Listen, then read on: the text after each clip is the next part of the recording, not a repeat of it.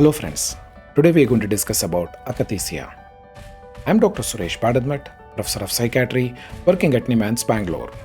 In this video, I'll be discussing about the clinical signs and symptoms of Akathisia, the risk factors, prevalence, pathophysiology, how to do the assessment of Akathisia, and treatment. Akathisia, the word derived from Greek. It means inability to sit in one place. Akathisia is a neuropsychiatric syndrome characterized by subjective and also objective psychomotor restlessness. Further, it is associated with antipsychotics, that is, dopamine receptor blocking agents. First, it was noted in 1977 and it was observed by two psychiatrists, Robert Belmark and David Wald. They mentioned that the patients usually will have profound inner restlessness. That was the word used by the psychiatrist. Actually, this akathisia can affect any part of the body. Invariably, it is noticed in the lower part of the body, below the hip, up to the ankle. It is considered as a drug-induced movement disorder, usually. This movement disorder is very complex, repetitive, semi-purposeless or a purposeless movement disorder. Let's look into the signs and symptoms of akathisia. Akathisia can be classified into three important components. One is subjective core symptoms, objective core symptoms, and association with medication. The first one is subjective core symptoms. There will be inner feeling of restlessness or mental unease. There will be dysphoria, irresistible urge to move around, mounting sense of tension if they are made to sit in one place, stand in one place, or if you ask them to lie down. Feeling of somewhat ease when they move around. That means the patient clearly reports of subjective restlessness. Moving to the second, that is objective core symptoms of seeing restlessness. Here, the patient will be unable to stand in one place, sit in one place, or lie in one place. When sitting, you can see the patient will be crisscrossing his legs, tramping, getting up, moving around, coming back, crossing his hands. In constant fidgety, you can see them. When standing, they will be moving up and down, shifting weight from one leg to another, and also marching on the spot. That means they are unable to stand not more than 5 minutes. Further, they will be pacing up and down. All these movements are repetitive in nature, stereotypies kind of thing, and it is purposeless movements. And the final one is association with medication. Commonly it is seen with antipsychotics. Whenever the antipsychotics are increased or decreased, or a new medication is started, combination of medication, or sometimes when you stop the medication, you can find these restlessness movements. Further, the other medications which are known to cause akathisia are antidepressants like selective serotonin reuptake inhibitors, calcium channel blockers, antibiotics like azithromycin, antiemetics like metoclopramide, and illicit drugs like cocaine can cause akathisia. Further, akathisia is also known to be associated with various clinical symptoms. Whenever there is akathisia, you need to promptly treat them. Otherwise, the patient may become aggressive or violent. Akathisia is also associated with poor compliance of medication, medication refusal, worsening of symptoms, and also akathisia has been associated with poor quality of life. Few of the reports clearly indicates akathisia is associated with suicidal thoughts and completed suicide. Let's understand the prevalence of akathisia. Various studies have clearly indicated the first generation antipsychotics, that is typical antipsychotics, have more prevalence of akathisia. In first generation antipsychotics, the prevalence is around 5 to 75%. Whereas in second generation antipsychotics, that is atypical antipsychotics, the prevalence is somewhere around 1 to 25%. But remember this, first generation antipsychotics have more akathisia than the second generation. If you look at the newly approved antipsychotics, here you will find the incidence of akathisia. In this, there is less prevalence of akathisia in iloperidone, whereas if you look at the cariprazine, the incidence is very high, up to 17%. So this study, basically meta-analysis, clearly talked about iloperidone being the less propensity to cause akathisia. If you look at the recent a systematic review and a meta-analysis published in 2021. In this meta-analysis, they included 15 studies, which was systematically and analysis was done. And the publications were from 2000 to 2019. And in this, the prevalence was 11%. That means it is very commonly occurring side effect. If you look at the second generation antipsychotics, the clozapine and iloperidone has been considered to be lower propensity to cause akathisia.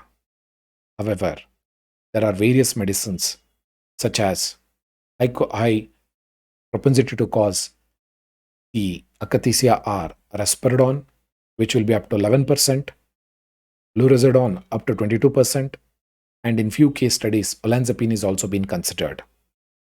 However, you need to know this medication causing akathisia can be patient dependent. Basically, it may be also because of genetics. Let's look into the risk factors of akathisia. First and the foremost, high potency antipsychotics such as haloperidol can cause akathisia, and it is more common in first generation antipsychotics. That means if an antipsychotics has high D2 receptor occupancy or blockade occupancy, that can cause akathisia. Rapid escalation of dose, parenteral medication, young male, comorbid substance use like alcohol, drugs, comorbid mood disorder, polypharmacy if you are combining many medications, organic brain damage, intellectual disability, all these can be considered as a risk factor for akathisia. Now let's look into the pathophysiology of akathisia. There are various pathophysiology has been considered, but however, none of them are conclusive because brain is very enigmatic and we do not know the exact mechanism of akathisia. However, high potency occupancy, that is more than 80% D2 blockade, can cause EPS and akathisia. Hence, dopamine supersensitivity, further dopamine hypofunction can cause akathisia. Because of dopamine supersensitivity and decreased dopamine availability can cause cholinergic deficiency, and this can lead to akathisia, especially with regard to caudate and putamen complex, that is striatum. Further, D2 blockade in nucleus accumbens can cause reward deficiency phenomena resulting in purposeless movement and dysphoria. However, this appeals to many authors and physicians. But however, D2 blockade does not cause treatment for dependence. However, genetic polymorphism with regard to dopamine synthesis, transporter, or receptor can also cause akathisia. But however, at this point of time, we do not know the exact mechanism of akathisia. However, here a proposed neural circuit underlying the second generation antipsychotics has been proposed. If you see, the purple which has been shown is the one which blocks the pathway. For example, antipsychotics block the D2 receptor and 5-HT2A receptors. And this blockade further results into akathisia. And here, if you look at the pathway, these yellow are the one which stimulates. Since there is a D2 blockade and 5-HT2A blockade, and further it affects the GABA and also norepinephrine and cholinergic, which leads to akathisia. Hence, this neurocircuit has been considered as one of the important mechanism for akathisia. But however, at this point of time, we do not know what is the cause for akathisia. Let's classify akathisia. Based upon the timing and cause, it has been classified as acute akathisia, chronic, and it is also called as tardive akathisia, withdrawal akathisia, pseudo akathisia, and false akathisia. As I mentioned, acute akathisia should occur within 3 months of starting antipsychotics. Chronic or tardive akathisia is more than 3 months. Withdrawal akathisia is when we stop the medication or decrease the medication. Pseudo akathisia is where there is subjective awareness will not be there in the patient. However, objectively you can observe the patient is very restless, but the patient says there is nothing wrong. And finally, the false akathisia, that is differential diagnosis. I will discuss that differential diagnosis now. For example, if the patient has agitated depression, especially geriatric agitated depression, when the patient is moving up and down and you have recently started antipsychotics or else SSRI, whether the patient is having depressed symptoms and akathisia or is it because of medication, it is very difficult to delineate. Further, elderly patients with cognitive deficits, especially dementia, these patients will be aimlessly wandering or purposeless movements will be there. In such a scenario, it is very difficult to differentiate. Dysphoria, if the patient, young, excited, mania patients, also very difficult to differentiate between akathisia and this excitement. Anxiety disorders, substance-induced disorders, or substance withdrawal. For example, alcohol withdrawal, opioid withdrawal can also present like akathisia. Organic disorders like head injury, maybe epilepsy, or post-epileptic seizures, these kind at that time also you can find sometimes patient becoming restless.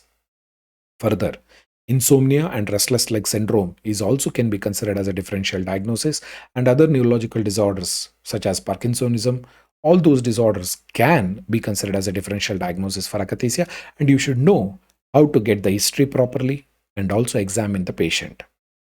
Let's do the assessment of akathisia, because if you do a proper assessment and good history taking will determine akathisia.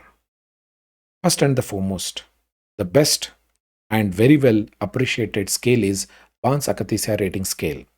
It is freely available. Here, patients should be observed when they are seated, when they are standing, and when they are engaged in conversation. Approximately 1 to 2 minutes in each of the situation you should observe the patient. Many a time, the patient is able to suppress these movements and also the restlessness. Hence, you need to observe the patient when patient is involved in his daily activities. That means he does not know that you are observing them. In such a scenario, you'll be able to get a good bar scale scoring. Symptoms observed in other situations, for example, engaged in activity, ward, talking to other patients, during the time also you can score it. It takes 4 to 6 minutes. In a well-confident physician or a psychiatrist, it may take hardly 2 minutes. And rating should be done by a trained physician or a nurse. Here, in the Barnes Akathisia Rating Scale, the maximum score is 9 and minimum score is 0. Here, there are 3 important items.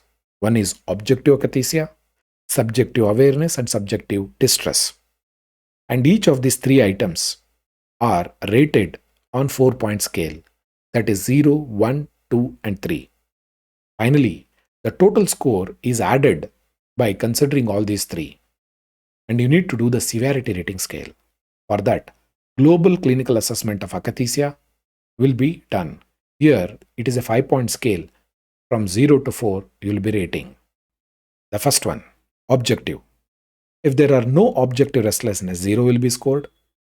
If there is very mild, and if you are able to see, most of the time the patient is able to sit in one place, and here and there, if there is a restlessness seen, you will be scoring 1.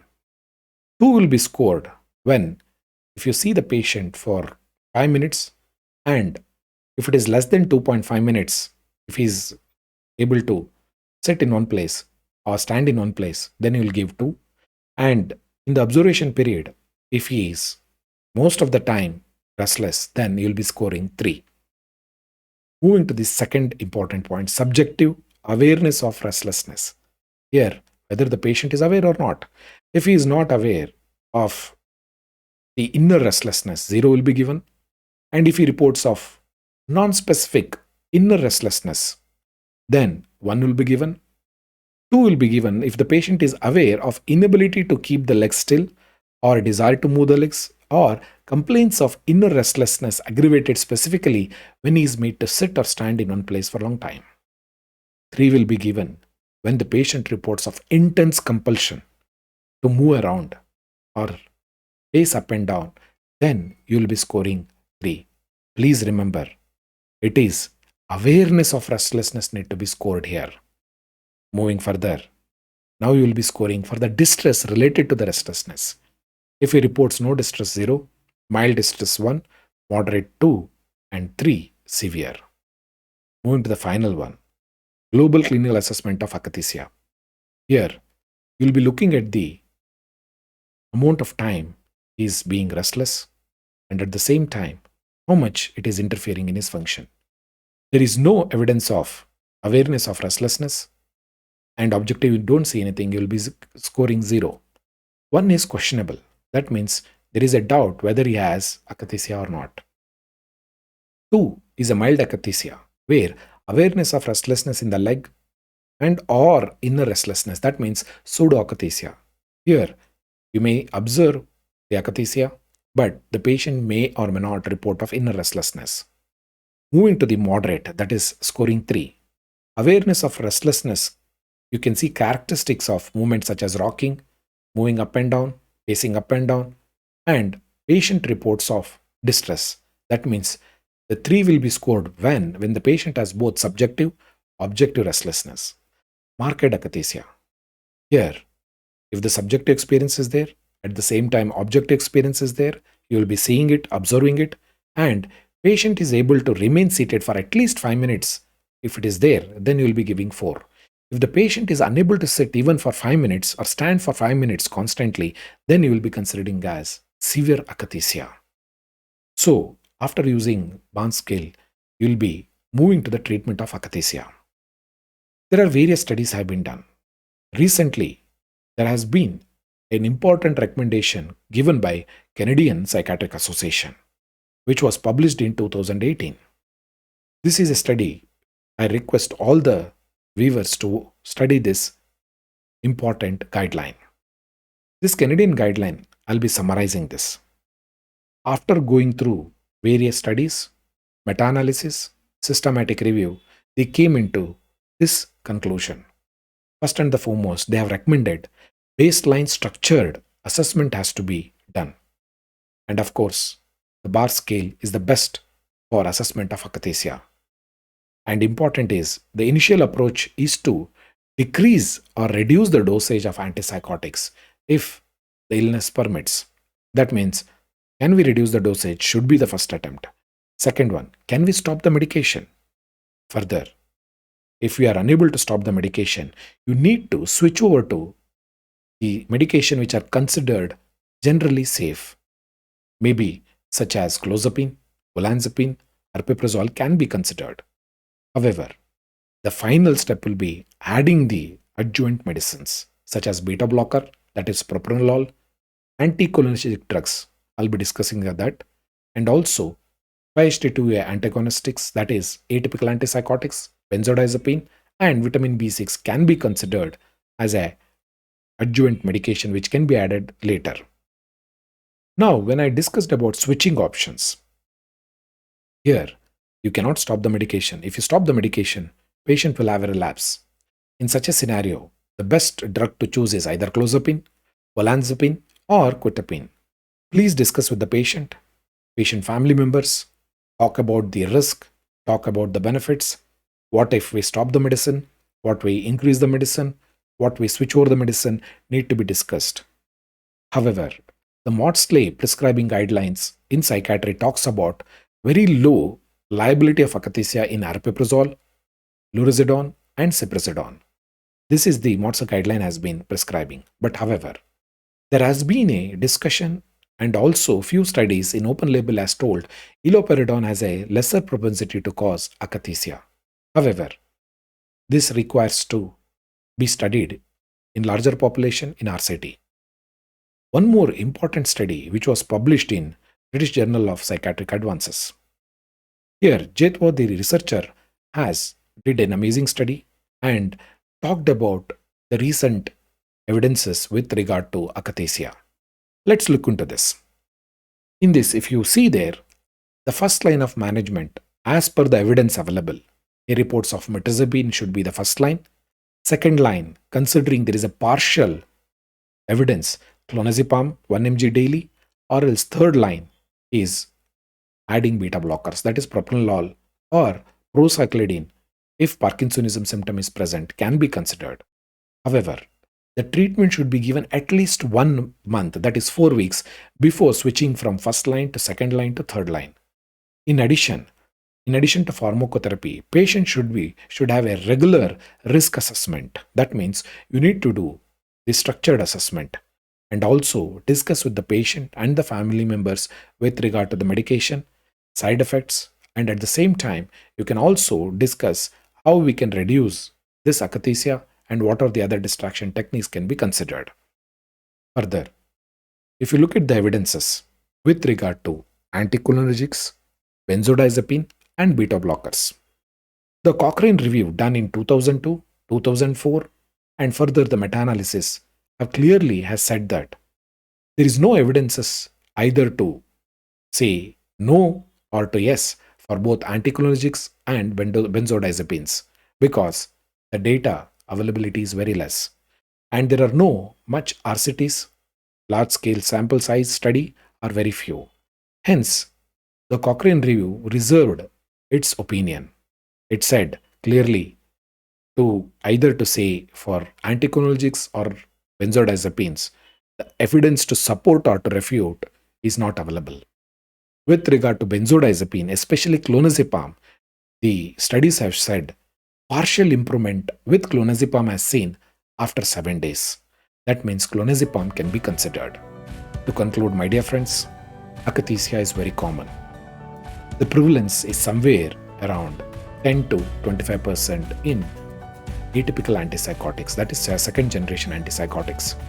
If you are giving first generation antipsychotics, you need to be very careful and discuss with the patient. Antipsychotics causes generally mild to moderate severe akathisia. However, because of this severity of akathisia, very few patients stops the medicines. But however, it is our duty to recognize this akathisia. You need to do a structured assessment of akathisia before starting the medication. And if you see there is objective evidence of akathisia, please use a structured assessment scale. High index of suspicion is required here. And the first step is to decrease the dosage. Whether if illness is controlled well, can we reduce the dosage should be your first step. Second will be, can we stop the medication? Shifting from polypharmacy, that means many a time we will be giving multiple medications, maybe antipsychotics, maybe 2 or 3 antipsychotics, maybe SSRI has been added. Can we shift to monotherapy should be the next step. Finally, you need to consider switching to safer antipsychotics such as clozapine, olanzapine, quetiapine, iloperidone, aripiprazole, and lurasidone. That means these are the medicines which have been considered generally safe for akathisia. But however, there are case reports even with clozapine causing akathisia. But finally, you need to consider adding beta blocker as the first adjuvant medication, or else clonazepam may be the second one, and finally the mirtazapine can be considered. Thank you very much for giving your valuable time. Stay safe.